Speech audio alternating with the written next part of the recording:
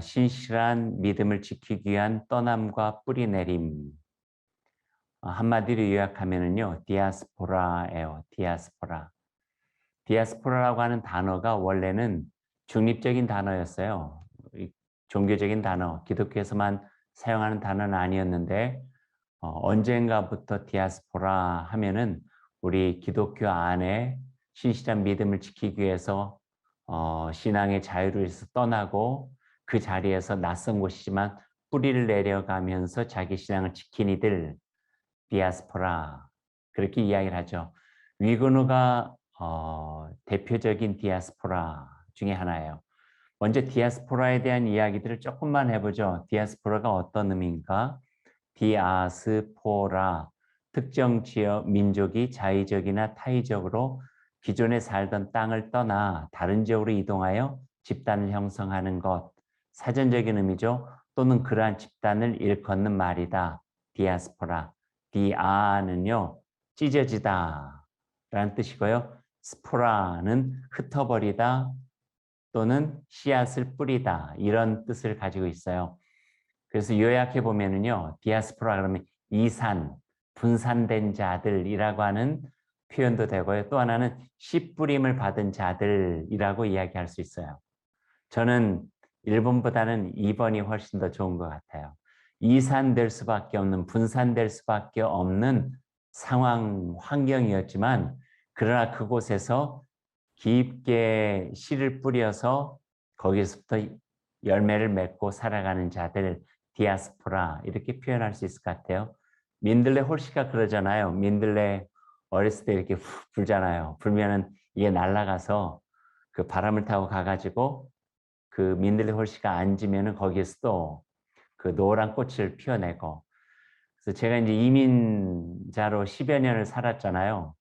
잔디를 예쁘게 가꿨는데 그 뿌리지도 않은 거기서 꽃이 피어나는데 노란 민들레 꽃이 많이 피어나요.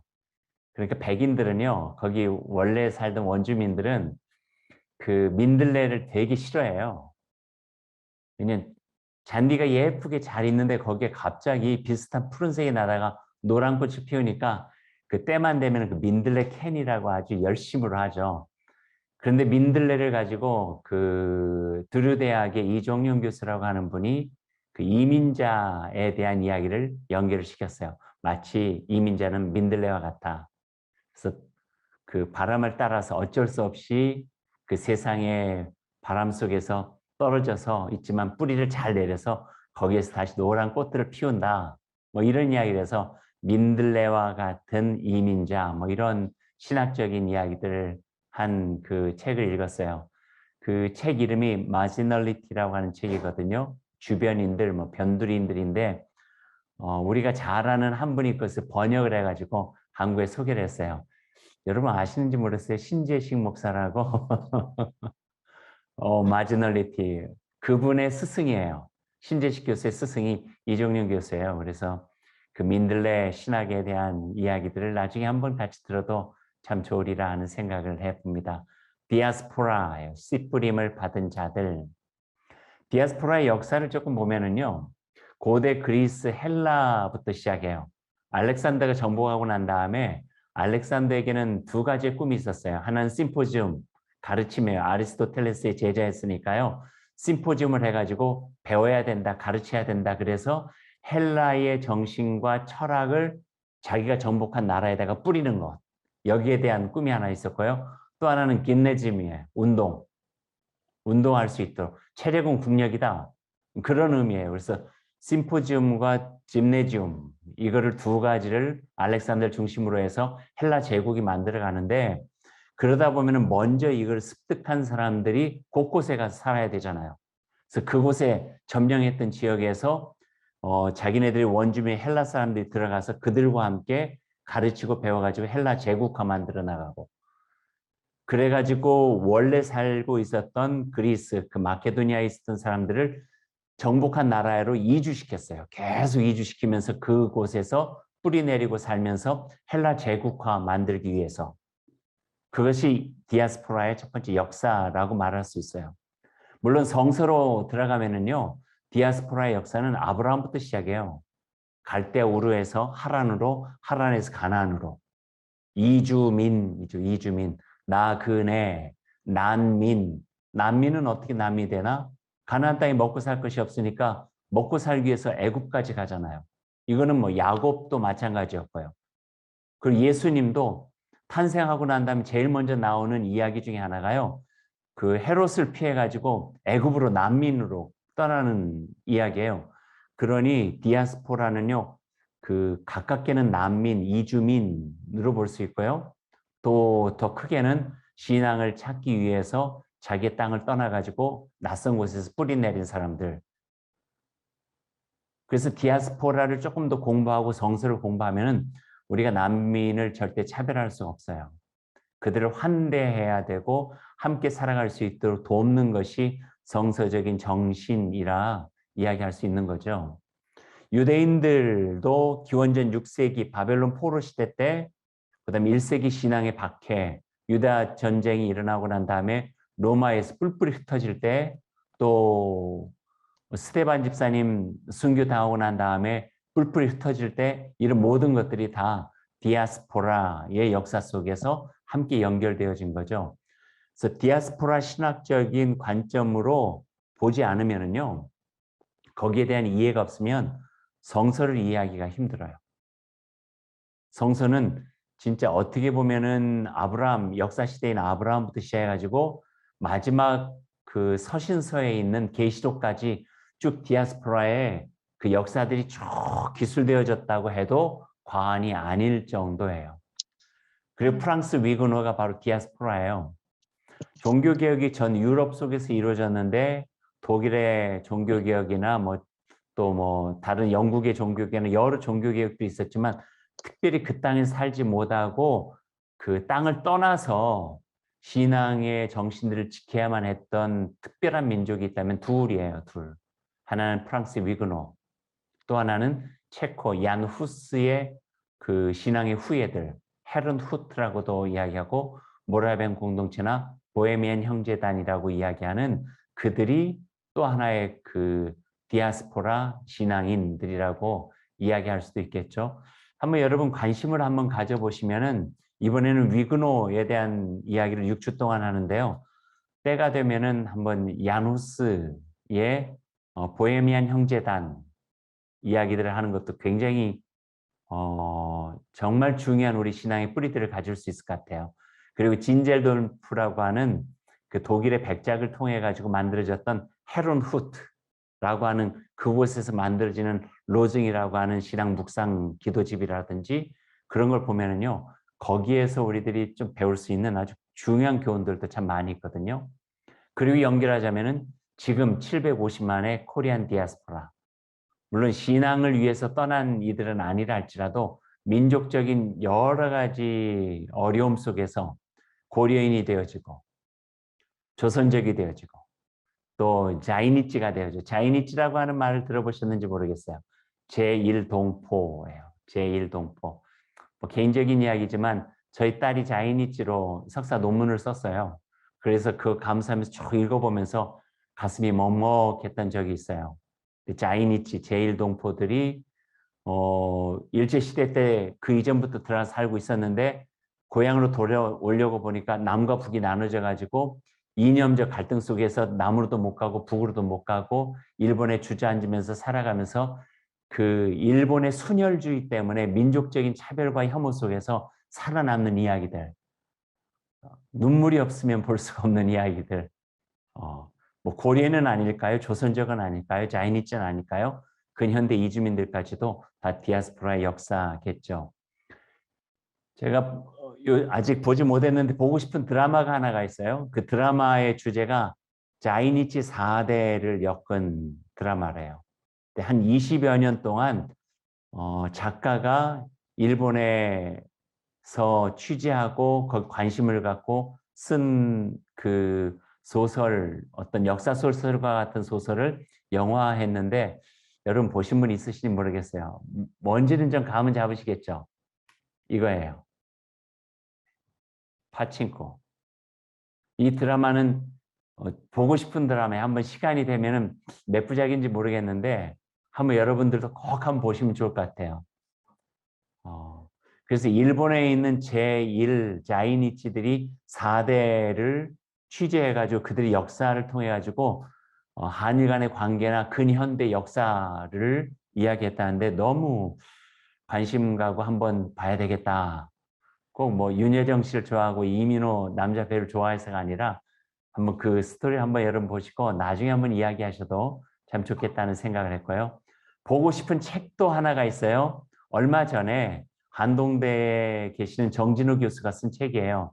한번 그분과 대화한 그 경험이 있었는데 대화하면서 그분이 과기대, 연변에 있는 과기대 부총장이었어요. 초대. 그래서 연변에서 오래 있으면서 그 북만주하고 러시아의 역사에 되게 관심이 많아요. 그래서 쓴 책이 이 책이에요. 여명과 혁명 그리고 운명이라고 하는 1, 2권으로 되어져 있는 두꺼운 책인데 한번 여러분도 기회가 되시면은 이 책을 읽으시면은 저는 이야기로만 들었는데 러시아 그다음에 북만주 속에서 있었던 여러 가지 뭐 이동이라든지 뭐 여러 가지 굉장히 중요한 인물들을 같이 다루면서 그 잃어버린 역사, 우리가 기억되지 않는 역사를 다시 한번 회복해 가면서 그곳에서 있었던 독립에 대한 꿈들, 뭐 또 여러 가지 것들, 북만주 기독교에 대한 이야기들 또 볼 수 있는 기회가 될 수 있을 것 같아요. 한번 이 파친코하고 여명과 혁명 그리고 운명에 대한 책을 한번 기회가 되시면 꼭 보시면 좋을 것 같아요. 위그노이에 대한 디아스포라에 대한 이야기예요. 그럼 조금 더 좁혀보죠. 프랑스 위그노의 디아스포라는 어떤 것이었는가? 한 4번 정도 4차례로 디아스포라가 이렇게 좀 대규모로 이루어져요. 첫 번째는 위그노 전쟁부터 시작해요. 36년간의 잔혹한 박해와 학살을 피해서 떠나게 되는 거죠. 수많은 사람이 떠나요. 그때 떠난 사람들의 위그노 수가 프랑스 인구의 약 12% 정도가 그 떠나게 되었다는 거 엄청난 수잖아요.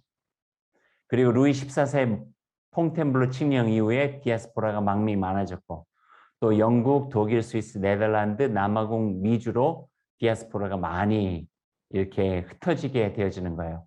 여기에서 기억나는 구절 하나가 사도행전 8장 1절의 말씀이 기억이 나요. 그날에 예루살렘에 있는 교회에 큰 핍박이 나서 사도 외에는 다 유대와 사마리아 모든 땅으로 흩어지니라. 7장에 보면은 스테반의 순교가 나와요. 그리고 8장으로 넘어가는 거예요.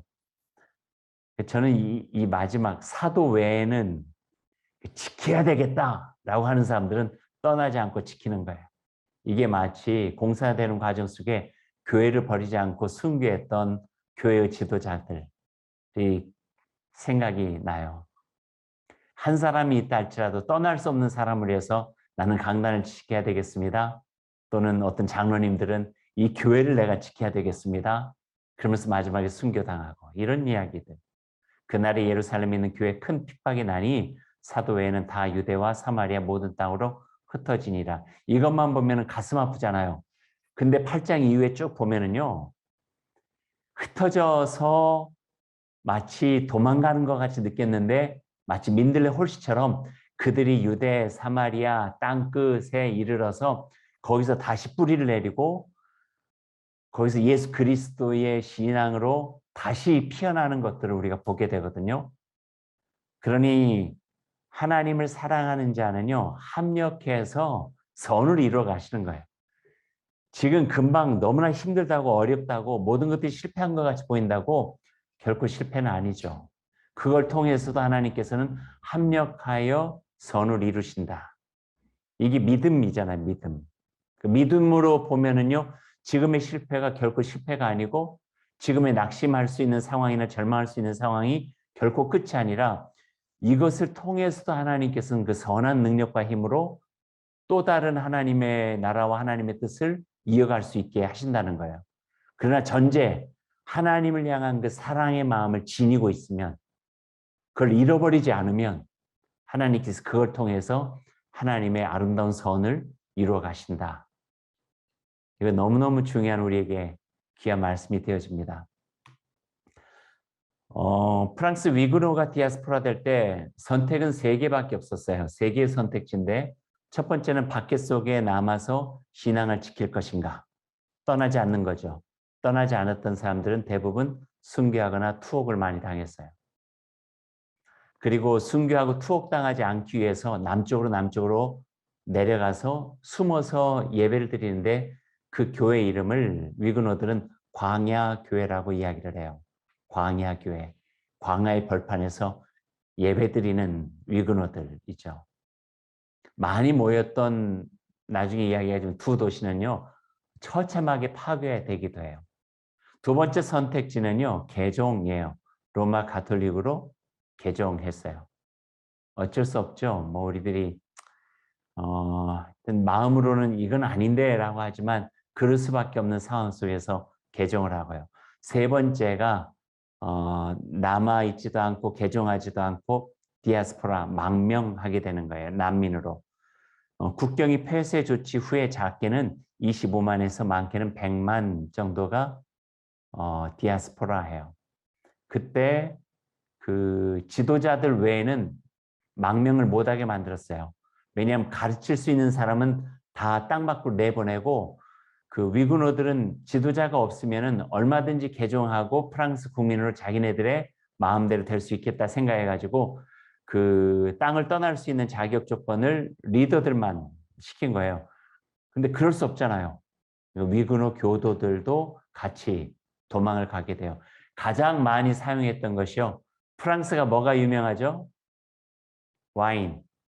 와인통에 숨어가지고 그 망명을 많이 해요. 그래서 위구노는 아직도 그 와인통을 강단으로 삼는 교회들도 많이 있다 하는 그 이야기도 듣긴 했어요. 남은 자들이 어떻게 했는가? 흩어지고 모여서 견뎌냈지만 특별히 많이 모였었던 두 도시 푸아투하고 라로셀이라고 하는 도시. 라로셀은 그 잔 달브레 그 여왕 그 이후에 위구노의 중심 도시가 되었죠.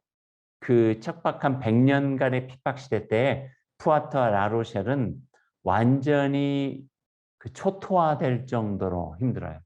그래서 지금도 프랑스 개혁교회의 총회, 1년에 한 번씩 드리는 총회는요, 푸아투에서 모여요.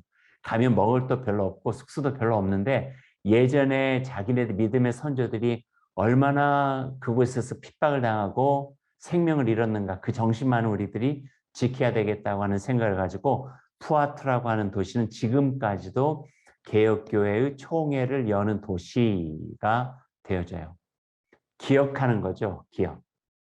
잃어버리지 말아야 될 것, 잊어버리지 말아야 될 것을 소중하게 기억하기 위해서 푸아트로 가서 총회를 열고 그 정신을 마음에 새기고 교회로 돌아와서 신앙의 삶을 살아가고 그렇게 해서 그 100만 가까이가 흩어지게 되고 망명을 하게 될 때에 환대를 받은 도시들이 있어요. 스위스는 긍휼함이었어요. 왜냐하면 같은 언어를 썼거든요. 프랑스어. 그리고 프랑스에 살고 있는 사람들이 스위스에도 많이 있으니까 형제, 자매를 가지고 긍휼한 마음이 있으니 자비와 사랑으로 이리 오라고 자기 집에다 숨겨주고 먹을 것을 주고 스위스에서는 그렇게 돼요. 그래서 스위스가 제2의 위그노 도시들이 돼요. 제네바나 뭐 로잔 뭐 이런 도시들은요. 위그노를 중심으로 한 도시들로 박해를 떠난 자유 위그노들이 같이 살게 돼요. 네덜란드하고 영국은요. 자국민에게 유익이 되기 때문에 해요. 기술자들이 온다니까 마다할 이유가 뭐가 있겠어요. 프랑스에서 떠난 그 위그노들은 주로 그 산업 기술자들이 많았고 전문 직종들이 많이 있었거든요. 그러니까 그들을 받아들인 거예요. 그것은 그 깔뱅이 가지고 있었던 신학적인 것과도 연결돼요. 직업 소명서를 가지고 어떤 직업에 있든지 간에 그 직업에 하나님을 향한 순수한 마음을 지키고 사람을 대할 때도 그리스도를 대하는 마음으로 하면은 그것이 바로 나의 신앙의 자리다. 이게 바로 목회지다 하는 게 깔뱅이 신학이었어요. 그러다 보니까 신앙을 가지고 자기 전문 직종에서 일하는 게 굉장히 좋았죠. 그래서 장깔뱅이 영향을 받았던 프랑스 위그노들은요. 자기 전문 직종에서 신앙의 순수함과 정직함으로 성실하게 살아가는 사람으로 인정을 받게 된 거예요. 이것은 지금 우리가 이 교훈 삼아야 될 굉장히 중요한 부분 중에 하나이고요. 철저한 정치적 계산으로 받아들인 나라도 있었는데 바로 독일이에요. 브라텐부르크나 베를린에서는요. 오면은 뭐 조세를 세금을 물리지 않겠습니다. 뭣도 주겠습니다. 환대 정책을 펴가지고 그들을 모아요. 모아가지고 그 많게는요 베를린 같은 데는 위구노가 20%였어요. 그 도시 인구에. 그 정도로 많이 있었는데 그들 중심으로 해서 시민으로 만들고 프랑스하고 전쟁까지 해요. 그래서 나중에 프로이센 왕국이 프랑스하고 전쟁해가지고 프로이센이 이기는데 프로이센을 그 정말 대표해가지고 그 군인으로 싸웠던 프랑스와 싸웠던 사람들이 위그노들이 굉장히 많이 있어요. 얼마나 아이러니해요. 프랑스에서 디아스포라로 떠나와서 프로이센의 국민이 되고 거기에 환대해서 프랑스하고 전쟁을 해가지고 프랑스를 이겨요. 참 그 프랑스를 이겨가지고 프랑스가 실패, 그러니까 전쟁에서 졌죠. 진 것을 가슴 아파하면서 만든 언덕이 목마르던 언덕이에요. 그러니까 그런 위군하고 연결되어지는 유적지들이 굉장히 많이 있는 거예요. 세계 역사의 변곡점이 되어져 특별히 유럽 역사는요. 위근호의 디아스포라로 굉장히 많은 변화가 일어나요. 첫 번째 독일로 간 사람들이 약 3만 명이 가는데요. 1685년 비렐렘 선제후 브란덴부르크의 선제후였던 비렐름이 포츠담 칙령을 내려요. 포츠담은 나중에 얄타 회담, 포츠담 회담에서 2차 세계대전 후에 굉장히 중요한 장소로도 사용이 되어지는데요. 위군을 영입하는 것을 그리고 혜택을 주는 것을 결정한 것이 포츠담 칙령이었어요. 30년 전쟁 후에 폐허가 된 독일 재건하기 위해서 그 위근호들을 받아들였던 거죠. 그래서 중산층을 형성시키고 산업기술을 만들어가요. 엘리트 전문가 그룹으로 자리 잡고 성장해 나가고 독일의 부국강병의 토대를 마련하고 이들의 기술과 힘으로 후에 브란텐부르크는 프로이센 제국의 중심이 되어졌다. 위근호를 받아들인 독일은 부국강병되어 위근호를 잃은 프랑스는 쇠약한 나라가 되었고 1870년 프로이센과 프랑스 전쟁에서 프랑스가 참패하게 되었다. 조금 전에 말씀드린 것. 네덜란드로 간 사람이 꽤 많아요. 6만 6천 명 정도 갔다고 그 당시에 통계가 나오는데요. 많은 위군호를 받아들인 후에 네덜란드는 개신교 국가가 되었어요. 위군호들이 많이 오게 되니까 네덜란드는 개신교 국가여서 지금까지도 네덜란드는 개신교예요. 리폼드 처치 또는 자유대학을 중심으로 한 그 개혁신앙의 학문들이 발전하게 되었죠. 위근호의 기술과 지식은 네덜란드 산업의 기초를 마련하는 데 큰 힘이 되었고 그 후 네덜란드는 자신의 존재를 유럽과 세계에 드러내고 해양 강대국의 면모를 갖추게 됩니다. 이제 영국으로 간 사람들이 있었는데 한 6만 명 정도가 가요. 네덜란드의 총독 출신 윌리엄 3세가 영국 왕위에 오르게 돼요. 그걸 계기로 해서 위근호들이 네덜란드에서 영국으로 대거 입국해요. 그리고 위근호의 풍부한 지식과 그들의 기술, 특히 방직, 섬유, 예술 중심이 되어서 영국을 부유한 국가로 성장을 시켜나가요. 대표적 인물이 뭐 이런 사람, 저런 사람, 이런 사람, 저런 사람들이 많이 있어서 영국 산업혁명의 주역이 된대요. 영국 사람들은 이 사람들을 다 알아요. 근데 뭐 우리가 꼭 영국 사람까지 알 필요는 없어서 하여튼 주요한 인물이 되어져서 영국을 조금 더 국가적 성장을 가져갈 수 있도록 헤어진다. 그러니 프랑스 중심의 굉장히 굳건한 국가의 경쟁력이 전 유럽으로 다 흩어지게 되는 것. 민들레 홀시가 가서 더 많은 민들레 밭을 만들어 나가는 것과 같은 모습들을 보게 되죠.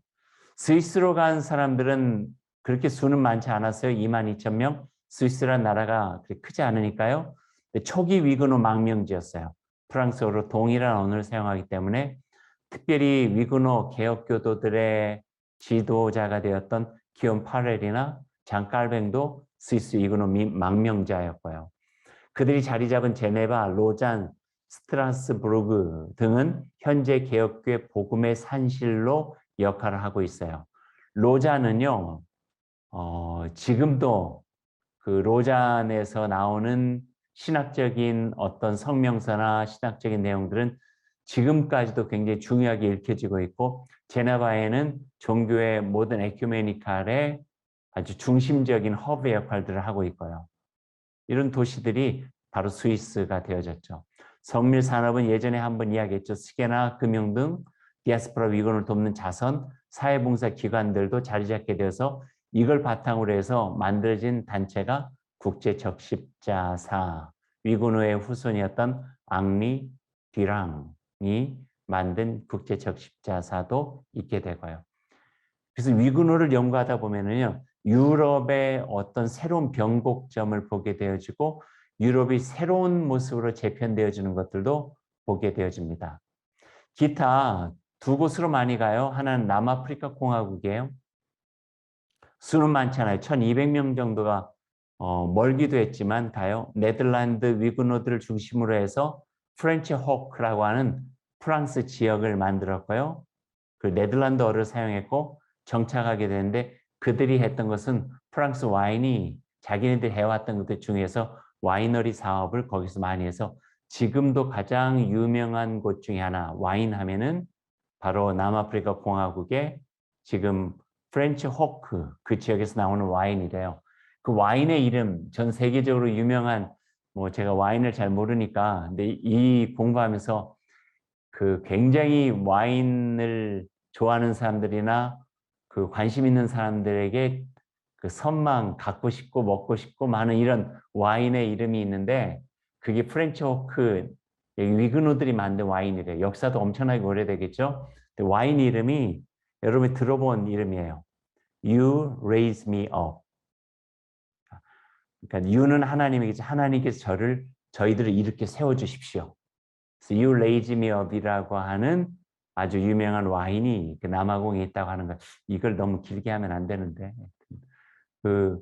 오늘 마지막 그래서 노래를요, You Raise Me Up이라고 하는 노래를 준비를 해봤습니다. 그 가사를 제가 다시 보니까 너무 참 좋은 가사예요. 위그노가 고백할 만하다 할 정도의 그냥 위그노가 쓴 것은 아닌데요. 한번 그것도 여러분에게 소개해 드리도록 하겠습니다. 미국으로 간 위그노들은 북동부 지역 매사추세츠, 뉴욕, 펜실바니아, 버지니아, 사우스캐롤라이나 등에 정착을 많이 했는데 주로 엔지니어나 예술 지성인이 되었고 그 대표 인물 중에 조지 워싱턴, 루즈벨트 등 7명의 대통령이 위군의 후손이 되었대요. 그러니 변곡점이라고 하는 말을 사용할 만한 거죠. 디아스포라의 시작은 언제 할까? 오늘 서두 이야기했듯이 창세기 12장 2절 말씀을 한번 생각해 봤어요. 여호와께서 아브라함에게 이르시되 너는 너의 고향과 친척과 아버지의 집을 떠나 내가 너에게 보여줄 땅으로 가라. 내가 너로 큰 민족을 이루고 내게 복을 주어 내 이름 창대하게 할지니 너는 복이 될지라. 여기에서 디아스포라의 성서적 기원들을 볼 수 있지 않을까라는 생각도 해봤어요. 그러면 한국에도 디아스포라 위그노가 있을까? 어떻게 생각하세요? 남아프리카 공화국도 갔고 미국도 왔는데 우리나라에도 위그노가 왔을까요? 직접적으로 위그노가 우리나라에 왔다는 기록은 없어요.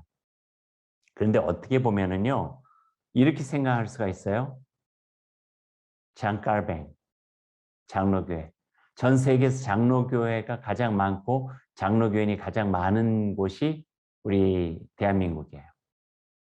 그러니까 장로교가 많이 있다고 하는 것은 장깔뱅의 신학적인 내용들을 기초로 삼고 세워진 교회가 많이 있다는 거예요. 그러면 위그노의 신앙적 개혁 사상과 연결될 수 있는 충분한 근거가 되어줄 수 있다 하는 생각도 해보게 되는 거죠.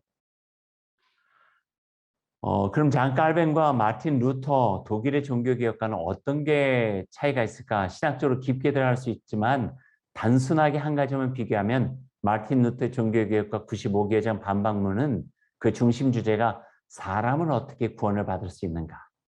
그때 상황이 면벌부, 면죄부를 팔고 있기 때문에 구원은 교황이 주는가, 교회가 주는가, 아니면 하나님의 은혜 가운데서 우리가 구원을 받을 수 있는가.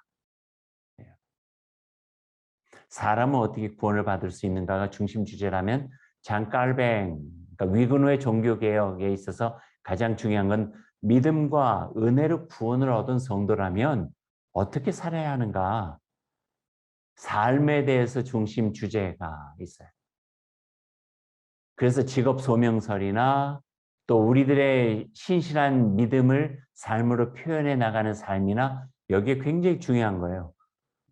그렇게 연결시켜 보면은요, 우리는 저 천국이 하나님의 하늘에 있는 것만 아니라 이 땅에도 있다고 하는 것을, 이 땅에서 이루어진 나라가 하나님의 나라라고 하는 것을 안다면, 우리의 신앙의 고백이라면 우리가 하나님, 예수 그리스도 성령님을 통해서 얻어진 구원을 이 땅에서 어떻게 우리가 삶으로 표현하면서 살아가야 되는가, 복음의 삶은 무엇이고 구원의 삶은 무엇인가를 보다 더 구체적으로 우리 가운데 고백하면서 살아가야 되어지는 그 삶이 위근호의 신앙이고 우리 장로교의 신앙일 수 있다는 거죠. 물론 장로교는 제도적인 것들을 나타내는 표현이기도 하지만 그 속에 있는 저변의 신학적인 근거와 뿌리, 내용은 바로 여기에 있다는 거예요. 그러기에 오직 하나님의 영광을 위하여 솔리데오 글로리아, 그리고 하나님 앞에서 코람데오, 지금 나의 삶 속에서 하나님의 영광을 위한 삶, 믿음의 삶은 무엇인가를 진지하게 생각하면서 신실한 믿음으로 표현해내는 것이 바로 우리의 신앙이 되어져야 되고, 그게 바로 장로교의 가장 중심 축이라 그렇게 이야기할 수가 있을 것 같아요. 장깔뱅과 개혁신학은 그의 중심 주제에 맞게 신앙이 개인의 머무름이 아니라 그래서 삶이기 때문에 공적 영역으로 확장되고 사회개혁의 토대까지 만들어가게 된 것이죠. 그래서 프랑스에서 위근호들이 핍박받을 수밖에 없었어요. 공적 영역에서 신앙으로 표현해내니까 힘들 수밖에 없었던 것이죠. 위근호는 프랑스에서 시작했지만 참호관 박해로 인해 스위스 제네바에서 그 개혁의 신앙 정신이 진행되고 완성된다. 많은 위근호 신앙인들이 스위스 제네바로 건너와 공부를 하고 다시 프랑스로 들어가 교회 지도자가 되어 위근호 신앙을 이끌어간다. 위근호 교회는 그렇게 깊은 연대 속에서 세워지고 뿌리 내려졌다. 스트라스부르크의 피나눈 디아스포라 위근호가 세운 교회가 있는데요. 이 교회에서 깔뱅이 목회를 하고 위근호들은요, 다 이곳에 와서 자신들의 디아스포라의 신앙들을 그 뿌리를 내리고 다시 경험하고 이민자들처럼 서로 위로하고 격려하고 자기의 삶의 자리로 가서 다시 위근호적 신앙의 삶을 개혁적으로 살아가고, 이 모습들이 계속 있었던 거예요. 나중에 우리가 위근호 순례를 혹시 갈 수 있는 기회가 있다면은 이 방패교회를 한번 가고 싶은데요. 방패교회가 이렇게 생겼어요. 부클리에 교회라는, 부클리에가 the shield, 방패란 뜻이거든요. 그래서 방패교회의 모습이래요. 방패교회 앞에는요, 이곳에서 장깔뱅이 목회했습니다라고 하는 그 팻말이 있고요. 장깔뱅이 목회 기념패예요. 깔뱅의 신학은 장로교 신학교로 가면은 제일 먼저 기초적으로 배우는 게 장깔뱅, 장로교 신학이 튤립 해가지고 배우기도 하고, 그런데 나중에 그 교리적인 문제들을 한번 이야기를 하고, 또 이걸 잘 또 해줄 수 있는 분에게 또 부탁을 해서 같이 해도 재미있겠다 생각이 되어지고요. 장깔뱅은 어떤 분인가, 그 캐톨릭의 장학금을 가지고 공부를 했어요. 근데 나중에는 그 성직록이라고 하는데 자기가 다 반환해요. 안 받겠다. 왜냐하면 나의 신앙은 이제 캐톨릭 신앙이 아니라 개신교 신앙이 되어졌다.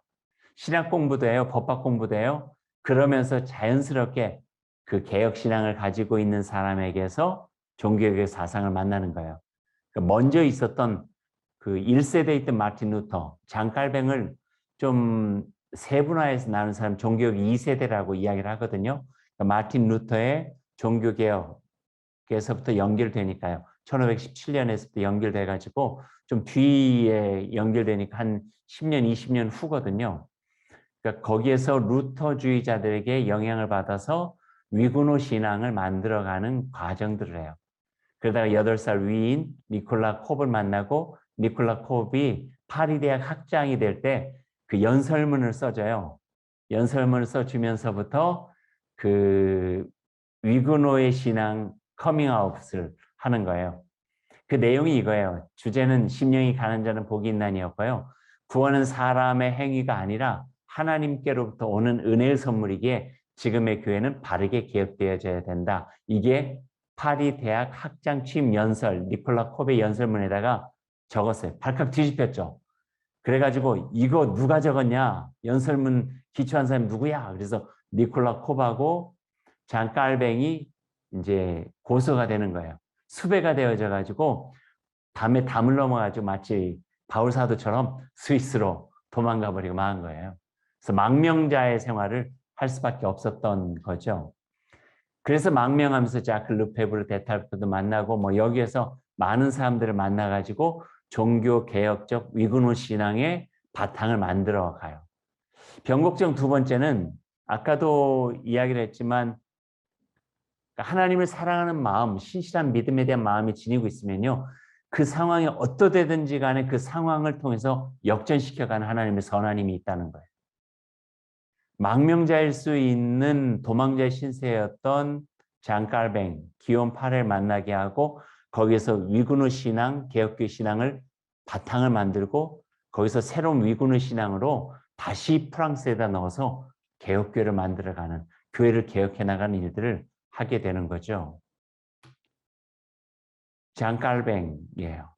기욤 파렐, 좀 힘든 적도 있었는데 기욤 파렐이 장 깔뱅을 붙잡고 그만두지 마라. 여기서 낙심하거나 절망하지 말아라. 우리가 가야 될 길은 분명하다라고 하면서 이야기를 해준 격려의 말이 있는데 깔뱅이 시편 주석에다가 기욤 파렐이 자기한테 한 말을 적어놨어요.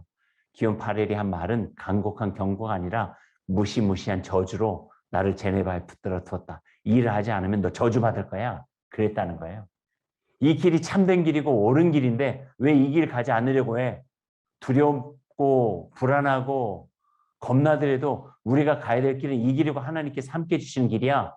하늘에 계신 하나님이 당신의 손을 나에게 얹어 이렇게 잡고 있다고 하는 그런 고백들을 하고 있는 것을 보게 되죠.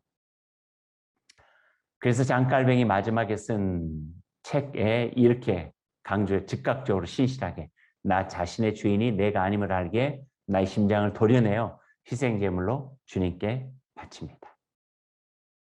이게 장깔뱅의 그 상징적인 말이에요. 즉각적으로 그리고 신실하게. prompt and sincere.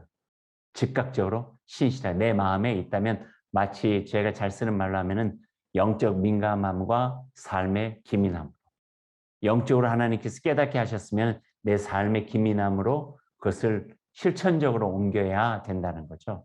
그게 즉각적이고 그리고 신실하게 라고 하는 말로 정리해 볼 수 있을 것 같습니다.